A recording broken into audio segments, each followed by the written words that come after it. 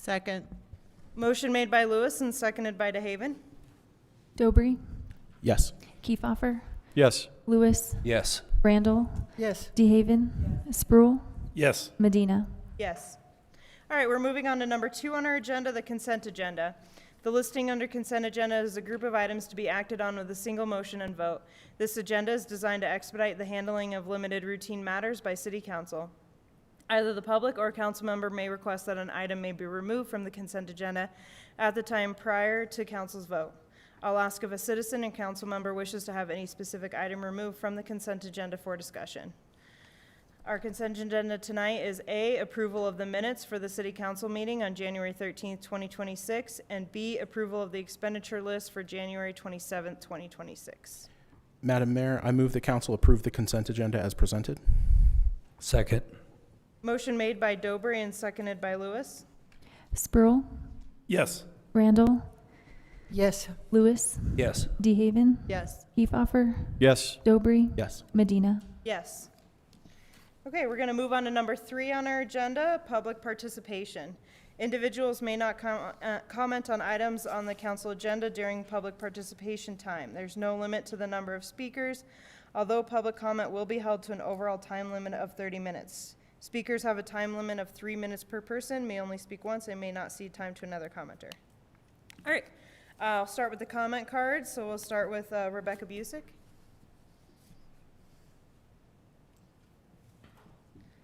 And then just make sure the mic has a green light on. Good? Okay. I just wanted to introduce myself. My name is Rebecca Busick, and I'm running for County Commissioner here in Montezuma County. I've been to your meetings before, but never as a candidate. As the county seat, Cortez really plays an outsized role in what happens in our county. I think that was evidenced last night in that some of your council members and staff had a seat at the table with Congressman Hurd and the commissioners. I moved here 22 years ago, and I can see that Cortez has changed a bit in that time, probably in some ways more than other municipalities. The thing that I think really keeps Cortez vibrant is the fact that it's more affordable than Dolores or Mancos, sorry. That means young families can work and live here, and I believe that's the soul of a community. My platform is based on economy, affordable housing, and childcare, and I know all those things are deeply affecting the residents of Cortez. I'm excited to learn more about the city. I'm curious how it works well with the county and how things could be improved. I'd love to talk to any council members about what they think are relevant issues in the county. Thanks for having me. Thank you. All right, I'd like to invite Julia Buff.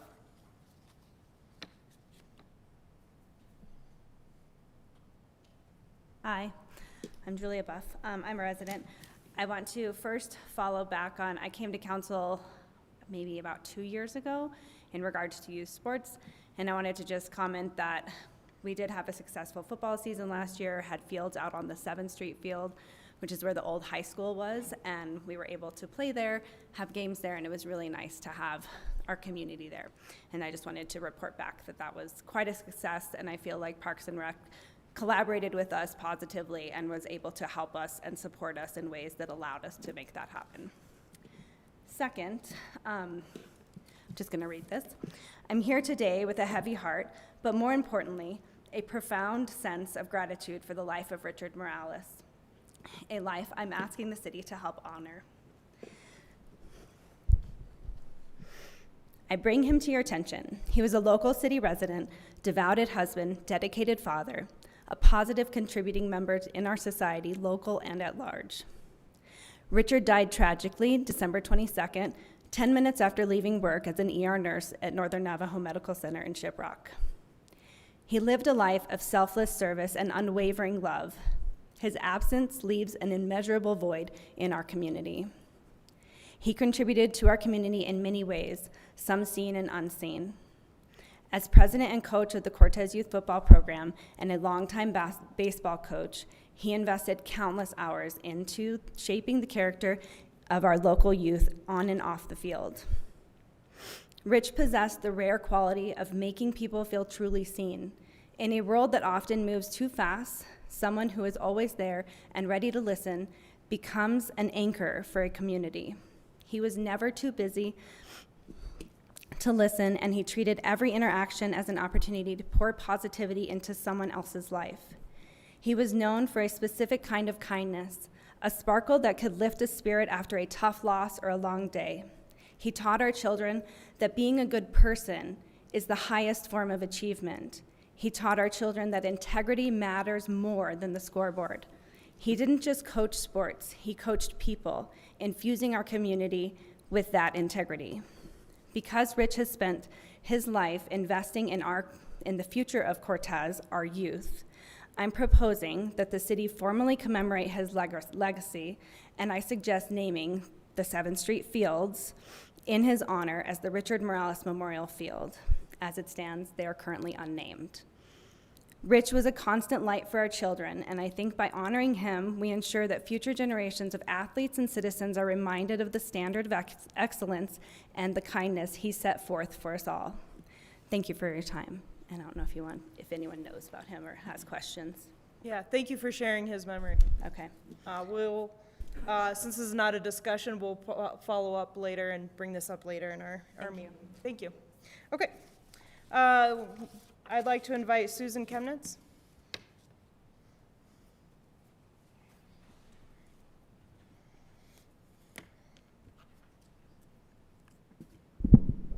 Good evening, Susan Chemnitz, 511 South Cedar Street. I just wanted to comment on our land use process issues with miscommunication and errors that I have been witnessing in the last several years. And I have been told of situations where people were told something on the phone by city employees. Well, I personally think that's a bad way to get your information about something like that. And I don't know if this actually happened or not, but it does cause problems because if they're receiving the wrong information, then they go and they do stuff and then they have to get variances. And it does look like some people get the variances and other people have to go through all these other processes and don't actually get to where they're trying to go. So I'm thinking that having witnessed several of these, that maybe if the city could put on their website for P&Z just like a short procedure that people should go through so they have something that tells them. And also maybe just to communicate that maybe if they want to find something out that they maybe need to get it in writing because then they'll have proof that somebody told them this. Because otherwise we're just giving out, like I was going to say, somebody told me at one time that it's better to go ahead and do something and then ask for forgiveness. And I don't believe that at all. That's a very bad policy. Because if you do that, if you do those kind of things, you're eroding the trust of the people that you're dealing with. And you don't want to do that, especially a city. So if you put something like that on your website, it might help with these situations, and you won't have them come up as often. I don't know if you might like that suggestion, but hopefully, because I've had that happen to me where people, told me something or they didn't even communicate with me. And it would also help with the attorney because then he won't get all those FOIA requests. Thank you for your time. Thank you for bringing your concern and your idea. Do we have anyone else from the audience who would like to speak that hasn't filled out a comment card? Okay, we'll move on to number 4 on our agenda. Presentations, we have none tonight, so number 5 is public hearings. 5A is ordinance number 1353. It's a second and final reading of our ordinance authorizing the placement of ballot issues to be voted on by the registered electors of the city of Cortez, Colorado, for the purpose of amending the Cortez City Charter. Presented by Patrick Holman, our city attorney. Thank you, Madam Mayor, and I will ask our, oh, there, it's up there, okay. As you mentioned, this is the second and final reading for the ordinance. It is, the intent is to create ballot questions that can be put on the ballot for the April 7th municipal election.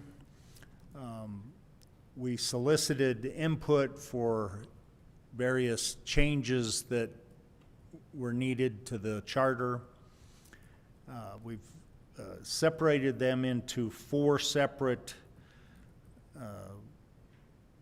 questions. The first question is a kind of a generic set of changes that involve grammar, spelling, best practices, gender-neutral language, and what we determined were not controversial changes. And those are throughout the entire charter. They can be found as Exhibit A to this ordinance, which is on the website. And you can look at those. They are shown in track changes, so you can see the strikeouts and the additions in a different color font. Exhibit B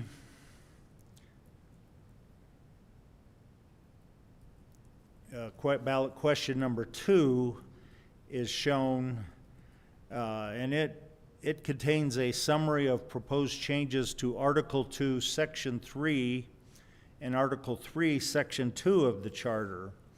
And these amendments clarify the qualifications, duties, and the compensation for the city council. And if you look up there now, the part 1 of those changes is Article 2, Section 3.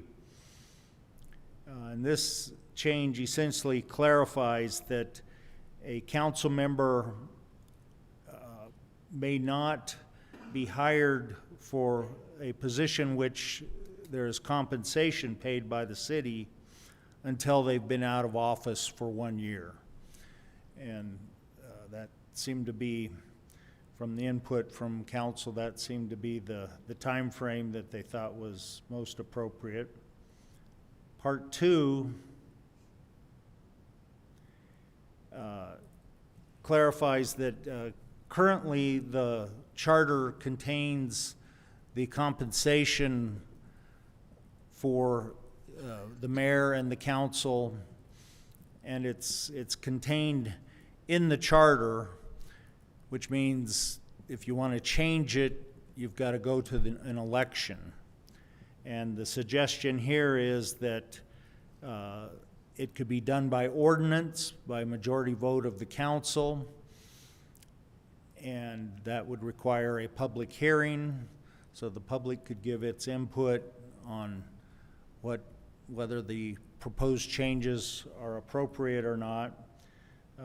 This text part 2 also reflects that the council members who do not attend either in person or remotely do not get paid for attending council meetings.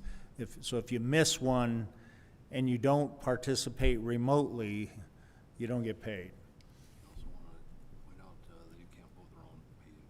Oh yeah, and it limits the ability of current council members from voting for an adjustment of pay during their term of office.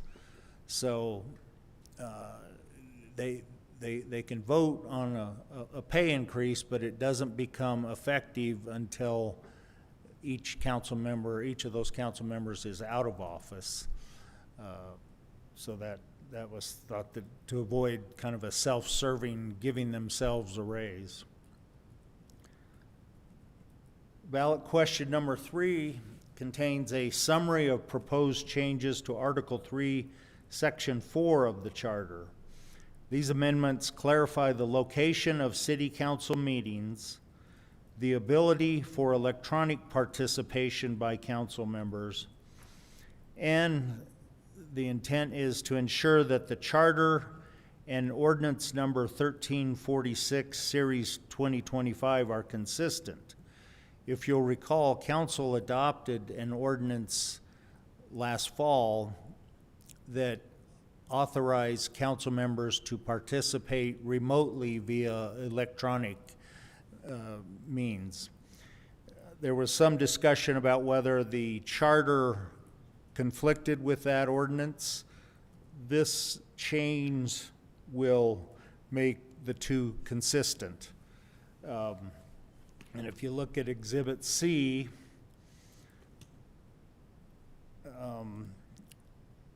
it details the text of the change to the Charter, and it says that primarily that council members may participate in regular and special meetings, including without limitation executive sessions, via telephone, online conferencing methods, video conferencing, or other electronic means. And that would be in accordance with such rules and procedures regarding electronic participation as the council may adopt by ordinance from time to time. And if you'll recall, in the ordinance that you adopted in this fall, you included a number of rules and restrictions regarding remote participation. And those can be amended if you determine necessary. Ballot question 4 contains a summary of proposed changes to Article 4, Section 1 of the Charter. And these amendments allow the city to exercise its home rule authority to enact alternative term limits that differ from the Colorado Constitution. And those proposed amendments are contained in Exhibit D. I will make a note that the Exhibit D that was published in the agenda contained a typo. You have in front of you a revised Exhibit D, but the essential change is that the Constitution more or less recognized 4-year terms and required a 4-year separation from service prior to running again if you become term limited. The changes that are being proposed here allow a council member who is term limited to run again after a 2-year separation. And it also takes into account how council members who were elected for a 2-year term and then served a 4-year term, how they're, and if they get elected again, the maximum of 8 years. So if they did a 2-year and a 4-year, that would be 6 years. And then if they get elected again and they qualify for the 4-year term, they automatically are elected to the 2-year term because they can't serve the entire 4 years. So if based on that, those are the 4 changes. There's the constitutional language, and the thought was that, and then the Constitution allows home rule municipalities to and counties to change their term limit language, and so that's what you're exercising your rights under there if this were to pass. And kind of in conclusion, and I guess one other note that I would make is, if you'll notice, the changes that would be considered the ballot questions are not the actual changes. They refer to the exhibits to the ordinance, because some of the proposed changes are quite lengthy, and it would create a multi-page ballot, which I was advised by those in the know that that would not be a good idea.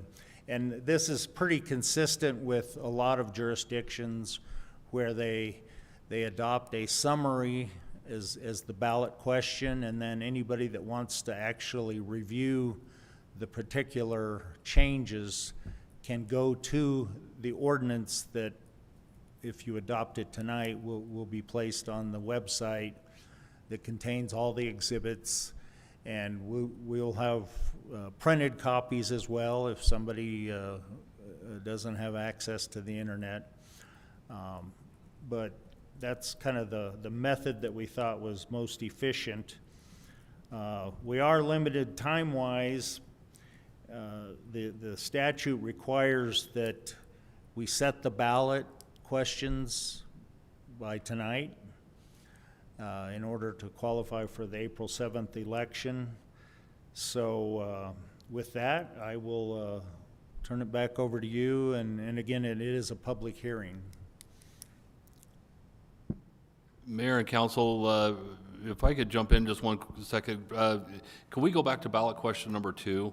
I'm struggling with this language here, and I want to suggest to council that we consider maybe amending this before we pass this ordinance. And it has to do with the receiving a pay increase. Now, I think perhaps we all agree that we shouldn't be voting our own pay increases in there, but I find it, from the administration side, it's going to be very clunky or very difficult to manage.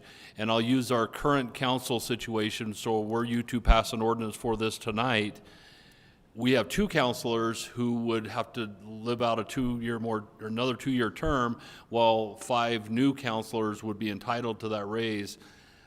I'm going to suggest to council that maybe we amend that to say that that is not effective. Instead of saying during their current term of office, and say until the next council is seated following an election. That way, given the scenario that we have right now, were you to pass one tonight, those 2 councilors that are on for the next council not only are from the payroll side trying to figure out who gets it and who doesn't, but I think there's a fairness issue. And I think, following an election, a new council is truly seated, even though there are some carryovers. So I just want to pose that to council for your consideration. While I understand that there could be some complication in paying it, I do think it's important to, one, just for the appearance of impropriety, not to have councilors be voting for a raise directly for themselves, and to not have to face an election in the interim. So I think we should stay with the current language.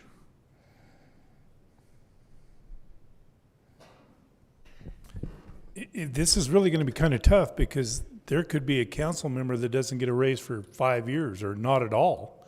And so I'm in agreement that a minimum of 2 years, if that's possible to write in there, that you can't get a raise for 2 years. But the current situation is, if we vote for no raise until we start January or April, after we've elected our new council, the other members are never going to they're not going to get a raise unless they're reelected. And I understand Councilman Dobry's, and I understand that, but I also understand that we're so far behind the ball right now that I would like to see the future council members get what they deserve and not have to not get it at all. I've got to agree with Manager Sanders on that. I think it's much cleaner if we look at a new council coming on board, and as Councilmember Spruill mentioned, I think that's a fairness issue when you have other members on the council that are not getting compensated at the rate of the others. So I would agree with the Councilmember Spruill as well.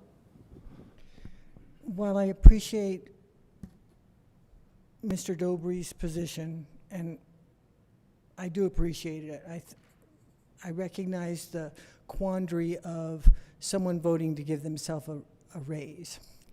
However, I also am in agreement with the city manager that it would be very difficult to have X amount of council members being paid at a different rate than someone else. And we went through a process last year where we brought up our city employees' salaries up to par, per se. Even if, I mean, this just makes sense to me to go with the manager's recommendation. I can't see anybody sitting up here getting paid any different from anybody else. It just does not make any sense. And I think I'm in agreement with the majority of council here, because it's also, the pay raise has to go through an ordinance, which has a first reading, a second reading, a public hearing. It's not just gonna be like a quick conversation, vote yes, and then pay themselves more, you know? So I think that's a good idea of changing it to the next election cycle. Yeah, I agree as well. If we want to do that, do we just, after the public hearing, need to say with the amended language? Yes, whoever makes the motion, because we've already got one amendment, and that's the change to Exhibit D to reflect that it's 2 years separation, and it's mentioned twice in there, but we neglected to change one of the references. So we'll have to adopt the current version that you have in front of you of Exhibit D, and if you want to, and there may be other amendments when the public hearing opens, but if you want to add other amendments, you can just, whoever makes the motion can say you approve the ordinance with the addition of the amendment to Exhibit D and the amendment to ballot question 2, and that would also be Exhibit B. Yeah, you can, and maybe Mr. Sanders can write out his. Yeah, I'm happy to do that. And the language that I'm suggesting would be that last sentence: no elected or appointed council member may receive an increase in pay until the next council is seated following an election. Great. Any other concerns or questions before we open this up for a public hearing? All I had. Okay. All right, we'll start, open this for public comment. So if anyone in the audience would like to make a statement on this agenda item, our second reading. Go ahead, Susan.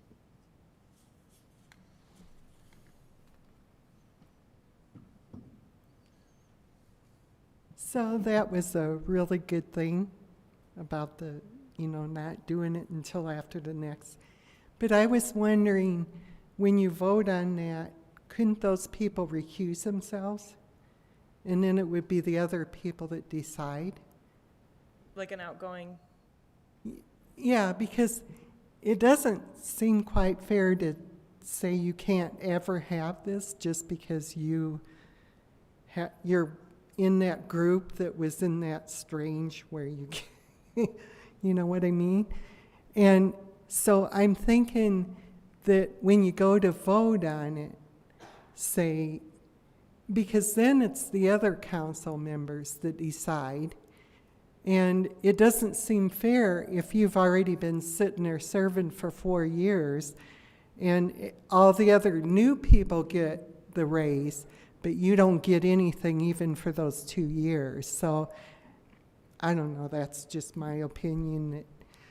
And they have to vote, so you could always recuse yourself, and then you aren't voting yourself a raise. It's the other city council members that are voting. Does that make sense? Yeah. I don't know. Thank you, Susan. Any other comment from the public? Okay. We'll close the public hearing portion of this.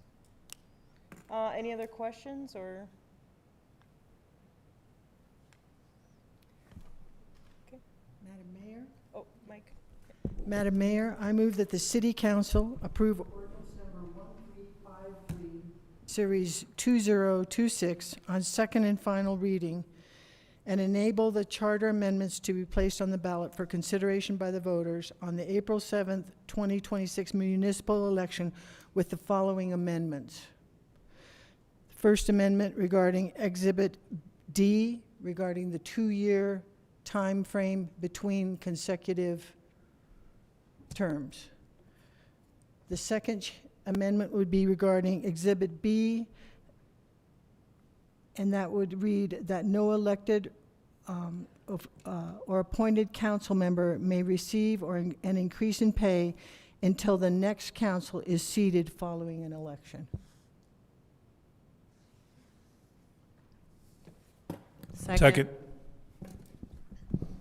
Motion made by Randall and seconded by DeHaven, I think was first. Lewis, Yes. Sproul, Yes. Dobry, Yes. Randall, Yes. DeHaven, Yes. Kiefhoffer, Yes. Medina. Yes. All right, thank you, Pat. Thank you. Make a special little note, even if we do this, the council that is sitting up here right now, nobody will receive a raise because this doesn't come out until April. So they, even if they voted for it, they will not get one. So nobody on this council is going to be getting a raise from this. Well, I guess there's some of you that may get reelected Oh, that could happen. in April, in which case then the raise would kick in for them. But they wouldn't get it for at least 2 years because it goes into effect the next. That's right. Good point. Okay. We are going to move on to 5B on our agenda. Ordinance number 1354, Series 2026. Council will consider on second reading an ordinance approving 245 East Montezuma for historic designation and to include this property in the City Register of Historic Resources. Presented by Helen West, our Community and Economic Development Specialist. Thank you, Mayor Medina and Council. Can you see my presentation on the screens? Not yet. Did I connect? See your screen. Oh, and then I have to do the slidey thing. Okay, here we go. Nope. There we go. Okay, bear with me, everyone. I don't know how to do this.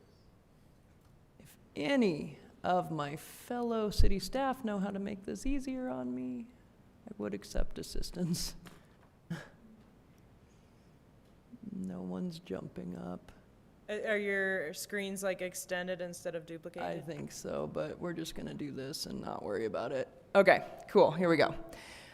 So I have, since these are back-to-back, the next item is ordinance number 1355, which is another historic property. I've kind of put them together, but we of course will stop after the first ordinance.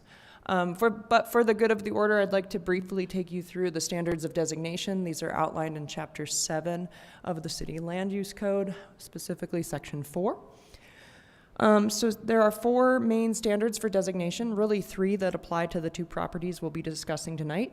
The first one is that structures must be at least 50 years old and meet one of the following criteria for architectural, cultural, or geographic/environmental significance. All of the structures we are discussing are more than 50, so they have reached that criteria. Criteria 2 identifies one of those 3 criteria being architectural, cultural, or geographic/environmental.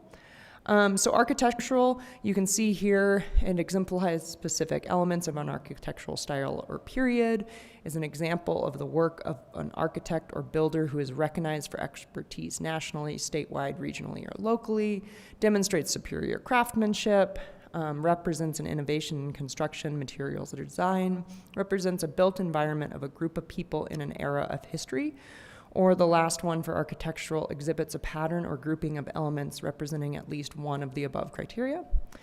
The second criteria is cultural, which is could be one of three. Could be a site that is of historic significance that influenced society.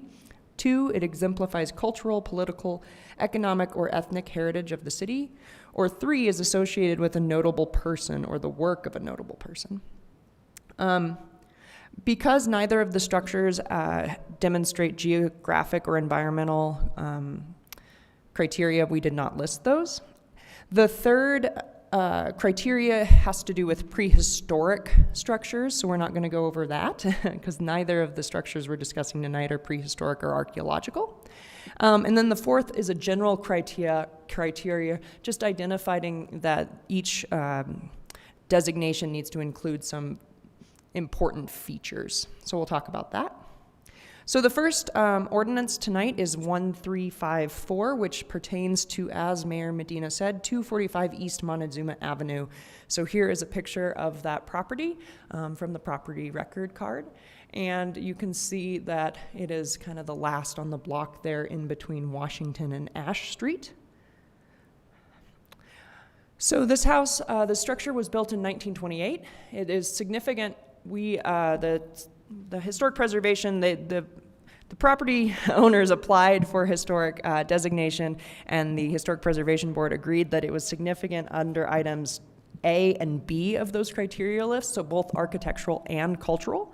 And so you can see that it is a bungalow style of housing. And then culturally, this house was associated with Helen Duncan, who ran a prominent beauty shop out of the residence. And so that's a picture of the house from probably the mid-1940s. So again, it exemplifies that specific element of an architectural style or period, so that bungalow style of house that a lot of houses along Montezuma Avenue actually demonstrate. And then finally, it is associated with that notable person in our Cortez history.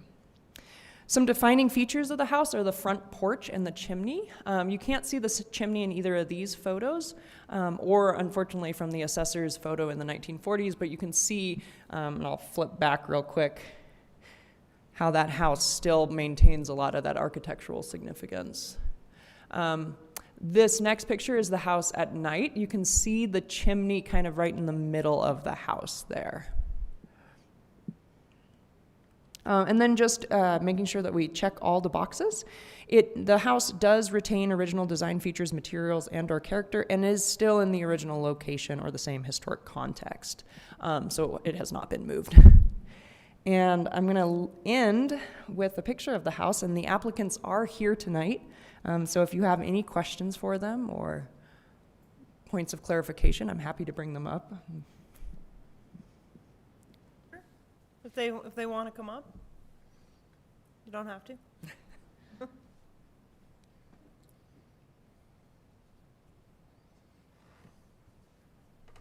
Welcome.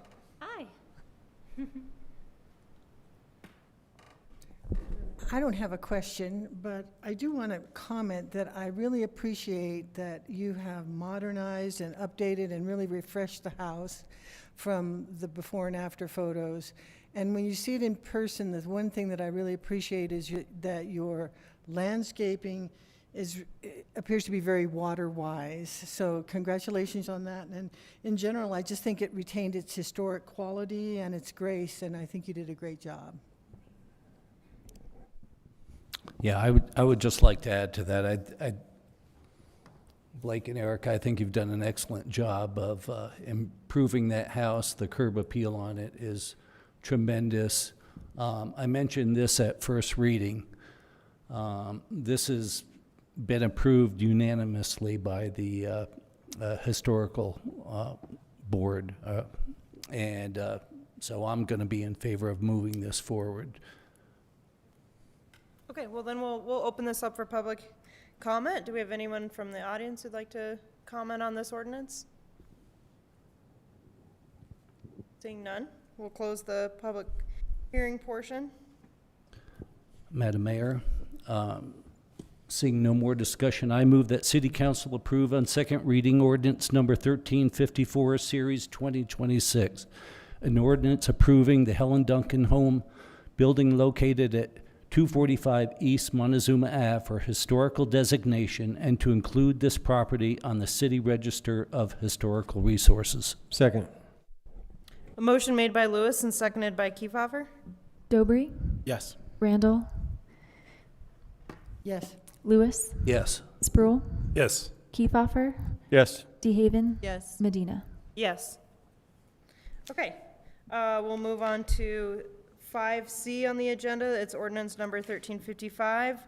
This is the second and final reading for the approval of a building located at 410 East Empire Street for historic designation and to include this property on the City Register of Historic Resources.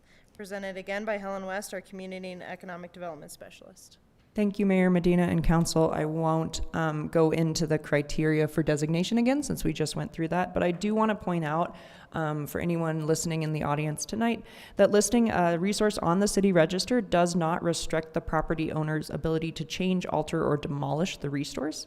And both of the property owners tonight are actually looking into, this would be a first for the city of Cortez, but the state of Colorado, through the Office of Economic Development and International Trade, offers state historic tax credits for preservation work done to historic properties. There are 3 levels of designation for historic properties. Of course, the lowest level is the city register, which basically means it looks the same as it did in the past. If you alter or demolish the building, the worst that can happen is we take you off the city register. The second level of designation is the state level, which is much more, much stricter. And then, of course, the nationally registered properties are obviously like Mesa Verde and other. Actually, we have 3 nationally registered properties in the city.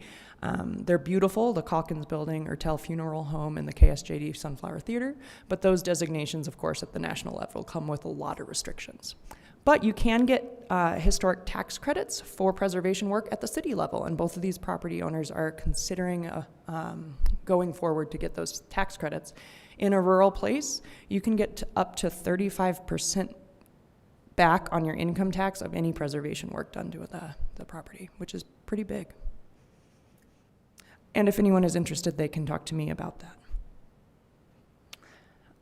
All right, so on to 410 East Empire Street.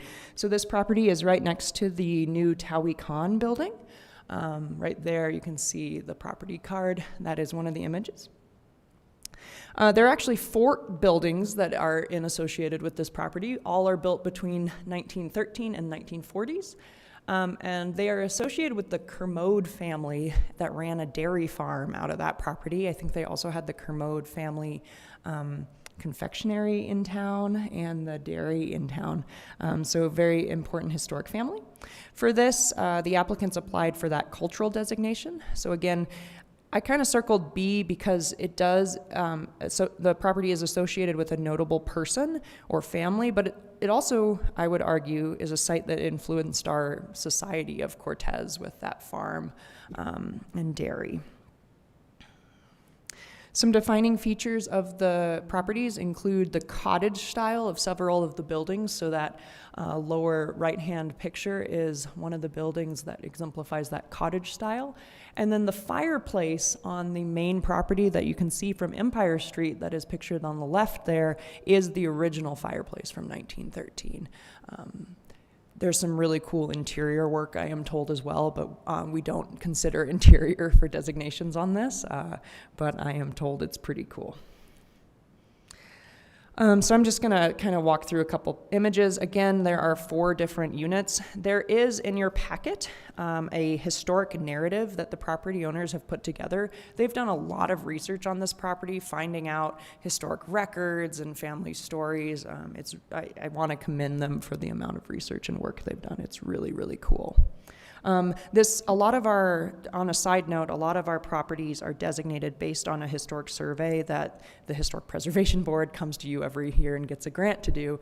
This property has not been included in the grant, so everything we know and have been compiled has really been done by the property owners. So an incredible amount of work that they've done. So there's that 1913 fireplace. The original cottage was built in the 1910, we think, between 1910 and 1913. Here's Unit C. It's another example of a cottage built in 1931. It has not been redone yet. This is the storage facility, which was thought to be the, probably was the original dairy barn with the feeding troughs. I don't believe the feeding troughs are still there, but you can imagine them. It definitely looks like a barn.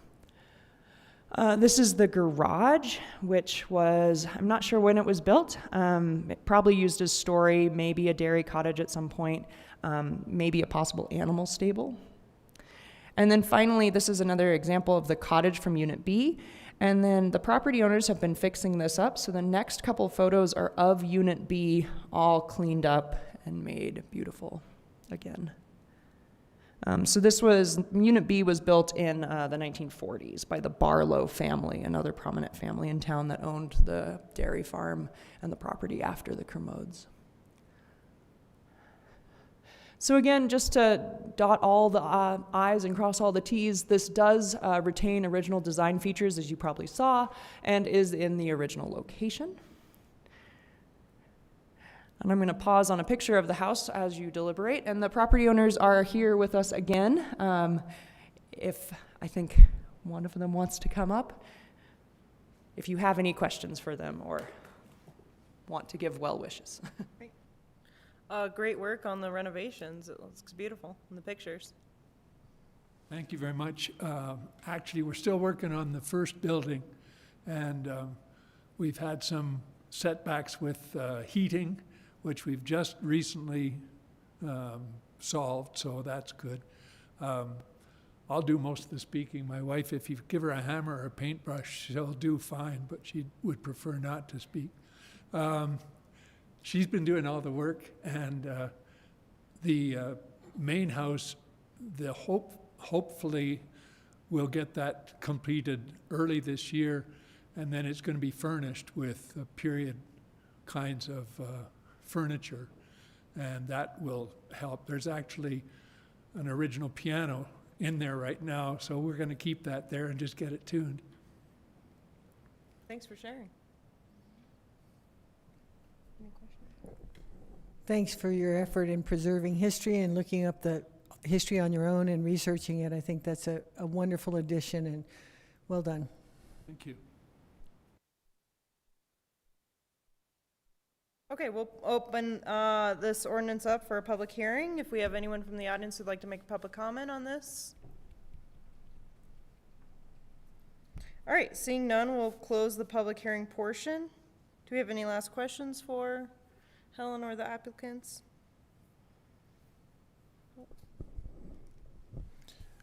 I move that City Council approve on second reading ordinance number 1355, Series 2026, an ordinance approving the buildings located at 410 East Empire Street for historic designation and to include this property on the City Register of Historic Resources. Second. Motion made by Dobry, seconded by Lewis. DeHaven, Yes. Lewis, Yes. Randall, Yes. Kiefhoffer, Dobry, Yes. Spruill, Yes. Medina. Yes. Thank you, Helen. Thank you, guys. Okay, we're going to move on to number 6 on our agenda, unfinished business. We have none. So we're going to move on to number 7 on our agenda, new business. 7A is the Highway User Tax Fund, HUTF, report for 2025. Presented by Casey Simpson, our interim director of Public Works. Good evening, Mayor and Council. Tough act to follow. Those are some cool houses. I've got a little history, though. The Highway Users Tax Fund, HUTF, was started in 1953 and distributes a 22-cent per gallon fuel tax, as well as faster vehicle registration fees to CDOT, counties, and municipalities for road maintenance. The HUTF reporting helps CDOT keep up-to-date records on all publicly maintained roadways in Colorado. The GIS coordinator annually collects all the street improvement project data from Public Works, puts together a little report, and outlines, this allows Public Works to create reports outlining maintenance history on all city-maintained road segments. Again, this year the GIS coordinator put together the city HUTF report. The mileage certification ensures that local governments report roadway updates to CDOT for funding purposes. The formula for distributions for municipalities is based on mileage of roads in the city. I think that's 20%. and the number of vehicles registered in the city is 80%. You can see the last couple years' history for the amount received by the city, and it's recommended by staff that council authorize the mayor to sign the 2025 Highway Users Tax Fund report.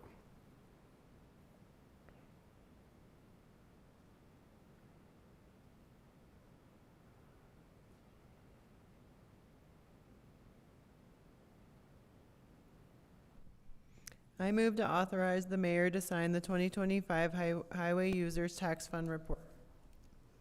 Second. Motion made by DeHaven and seconded by Randall. Dobry, Yes. Kiefhoffer, Yes. Randall, DeHaven, Sproul, Yes. Lewis, Yes. Medina. Yes. Thanks, Casey. Yep. All right, and we're going to move on to 7B on our agenda, Public Art Committee appointments. Council will consider making 2 appointments to the Public Arts Committee. Presented by Daniel Wells, our city clerk. Good evening, Mayor and Council. An advertisement has been placed on the city's webpage, on Facebook, and in the newspaper regarding the 2 open seats for the Public Arts Advisory Committee.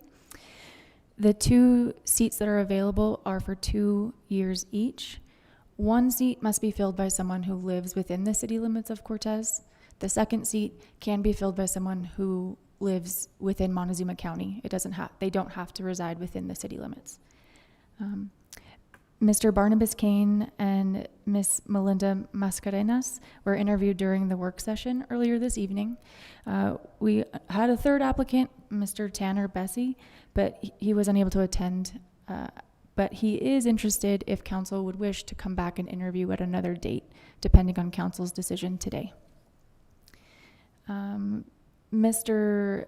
Kane lives in Montezuma County, while Ms. Mascarenas lives within the city limits of Cortez. Mr. Bessie lives in Montezuma County as well. So staff recommends that council appoint 2 members to the board today, or if council chooses not to appoint members, we can continue to advertise the positions.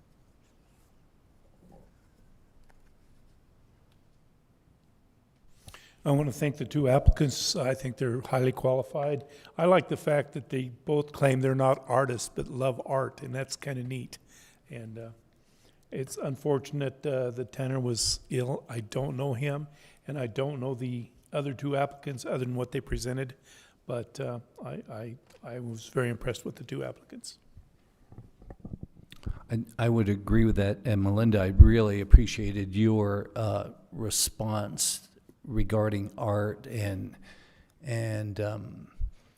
how that can be perceived by someone that struggles every day to put food on their table, but the importance of that, I felt that was very moving. So, is everyone ready for? Okay. I move that Melinda Mascarenas and Barnabas Kane be appointed to the Public Arts Committee for 2-year terms. Second. Motion made by Randall and seconded by Dobry. Sproul, Yes. Kiefhoffer, Yes. DeHaven, Yes. Dobry, Yes. Randall, Yes. Lewis, Yes. Medina. Yes. And then Tanner, who could not make it, can you reach out to him with other boards that have vacancies? Yes. Interested? Okay. I'll let him know what openings he can apply for. Thank you. Okay. We're going to move on to 7C on our agenda, Resolution Number 3, Series 2026, a resolution authorizing a mail ballot election to be held on April 7th, 2026, presented by Daniel Wells, our city clerk. Good evening again. Yes, we're requesting that council approve of a municipal election to be held as a mail ballot election. The municipal election will be held as outlined in the city charter and in the state of Colorado statutes and regulations. We're requesting that myself, the city clerk, should be appointed as the designated election official for the city for the purposes of performing acts required or permitted by law in connection with the election. So if council agrees, I recommend that you approve resolution number 3, series 2026. Yeah, I think this is just normal procedure we do every time. I move that City Council approve Resolution Number 3, Series 2026, a resolution authorizing a mail ballot election to be held on April 7th, 2026. Second. Motion made by Dobry and seconded by DeHaven. Kiefhoffer, Yes. Spruill, Yes. Dobry, Yes. Lewis, Yes. DeHaven, Randall, Yes. Medina. Yes. Okay, we're moving on to 7D on our agenda, Resolution Number 4, Series 2026. Council will consider designating the posting location for notices of public meetings in the city of Cortez. Presented by Daniel Wells, our city clerk. Hi, one more thing. This is another routine item. The city needs to declare every year where our public designated posting location will be. The previously designated official places for the posting are the east and the west entrance doors of City Hall, located at 123 Roger Smith Avenue. In addition to those two entrance locations, all meeting notices are also posted on the City of Cortez's website at www.cortezco.gov. This resolution is redesignating those same places as the official posting of notices for the City of Cortez.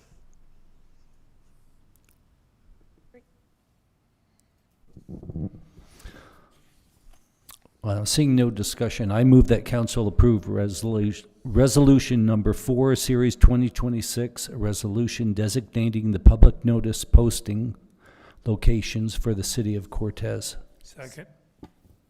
Motion made by Lewis and seconded by Spruill. Randall, Yes. DeHaven, Yes. Kiefhoffer, Yes. Dobry, Yes. Lewis, Yes. Spruill, Yes. Medina. Yes. Okay, we're going to move on to 8 on our agenda, draft ordinances and resolutions. We have none. So number 9 on our agenda, city attorney report. No report, Madam Mayor. Okay. Move on to number 10 on our agenda, city manager report. Yes, Mayor and Council, I have a brief report for you this evening.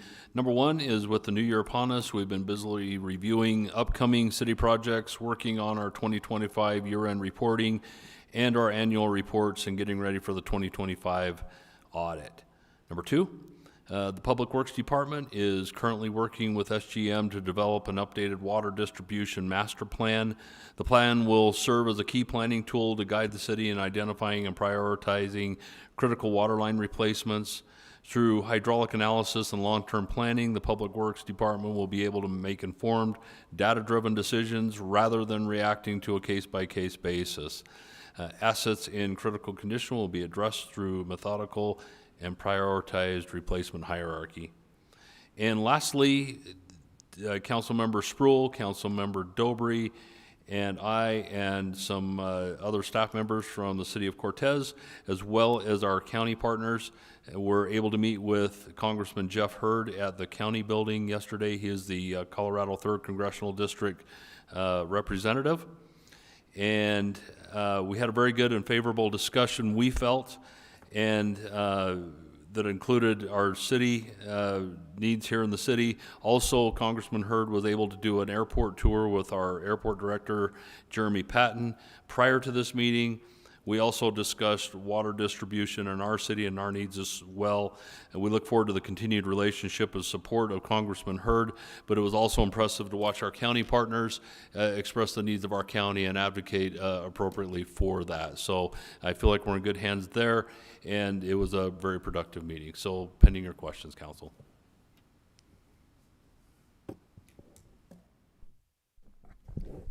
I was just seeking a little bit of clarification regarding the master plan for the water. My understanding is that we're not going to be able to get that in until the end of fall, or so, do we still have a time frame on that? How's that? Can I refer to Casey, please? Our Public Works and General Services Director. We're hoping for Q2. There's some expanded scope that's being discussed. The Ute Ute Tribe has requested a little bit of an analysis on how much water we can deliver. And we are implementing some state infrastructure requests, including a raw water meter as well, into the analysis, and then potentially an investigation of the raw water line, which we don't think has been inspected since installation in 1986. So we're hoping for Q2.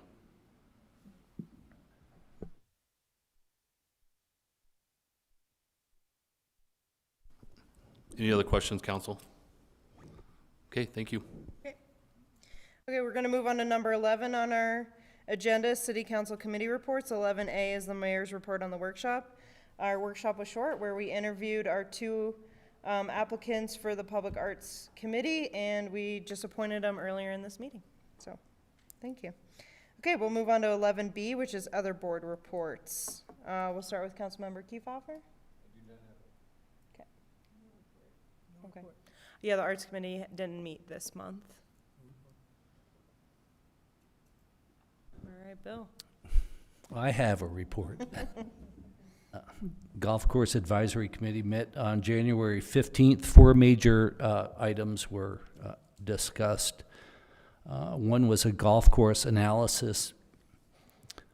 Basically, it shows that we've got about a $300,000 shortfall before the golf course can even realistically think about becoming an independent enterprise. And that does not include portions of salaries such as the Parks and Rec director, assistance that we currently get outside of the park, renovations for the clubhouse, etc. Another item that was proposed was a golf course advisory committee annual plan, so we have some guidance to follow for the year. We did receive an update on the Parks and Rec master plan from Creighton Wright, and the majority of time was spent on a golf survey that we're hoping to have sent out early this spring. This survey would give us assistance on how we're doing, how to provide the best service, see what the community needs are, improve services, enhance engagement, and measure impact. So those were the 4 items. Thank you. Okay, number 12 on our agenda is public participation. Do we have anyone? Is there a dog in here? Do we have anyone from the public who'd like to comment during this section? Okay. Before we, I guess we'll move on to other items of business before, we do have an executive session tonight, but before we go there, I did want to bring up the public comment about the gentleman who passed away, and the idea around honoring them by naming like the field part of the park after them. Yeah, I guess I like that idea, and because I know that our park in general needs its own name as well, which I don't think we've decided. But I don't know. I guess I just want to hear other people's thoughts. Yeah, I agree that we need to be doing something there, whether that's the name we use or not.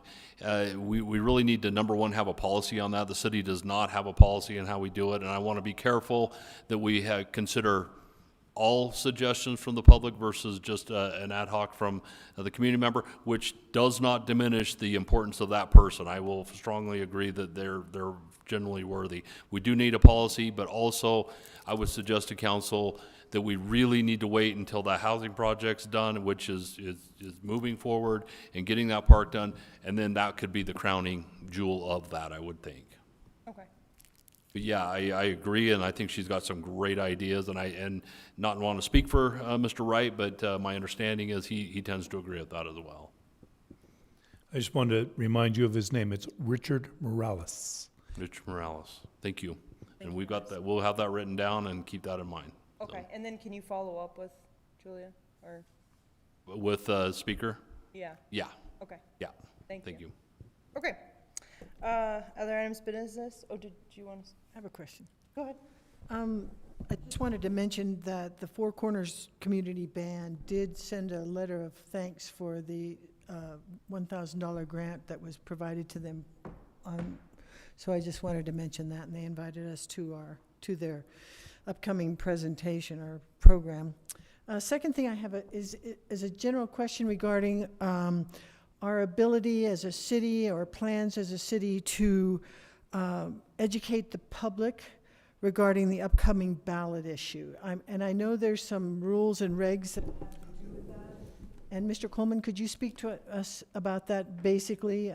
Yes, Help us develop a plan? and it's the Fair Campaign Practices Act is what controls what we can do once the ballot is set, which occurred tonight. I've got a memo that I need to update that I will circulate to council and staff that discusses the limitations that we have on promoting the ballot question. Thank you. All right, do we have a motion to go into executive session? I move the council go into executive session pursuant to CRS section 24-6-4024F for the purpose of discussing a personnel matter, specifically to discuss the city manager's employment contract. Mr. Sanders has not requested this discussion occur in open session. Second. Motion made by Dobry and seconded by Lewis. DeHaven, Yes. Lewis, Yes. Randall, Yes. Sproul, Yes. Kiefhoffer, Yes. Dobry, Yes. Medina. Yes. All right, you all are welcome to stick around while we're in executive session. Otherwise, thank you for coming and have a good night.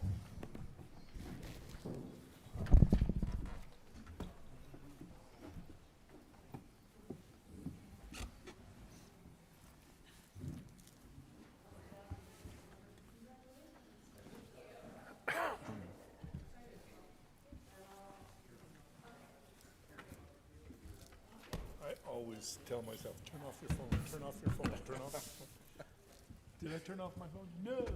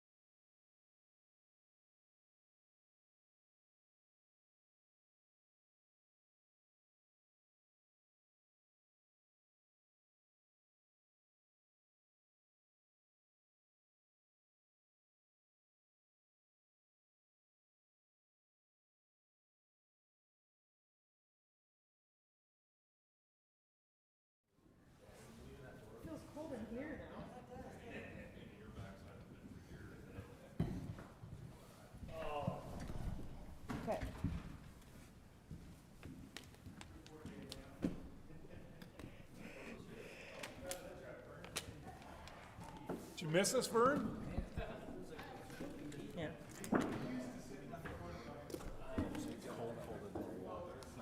Okay, it is still January 27, 2026, and the time is 9:08 p.m. The executive session has concluded and council is reconvened into open session.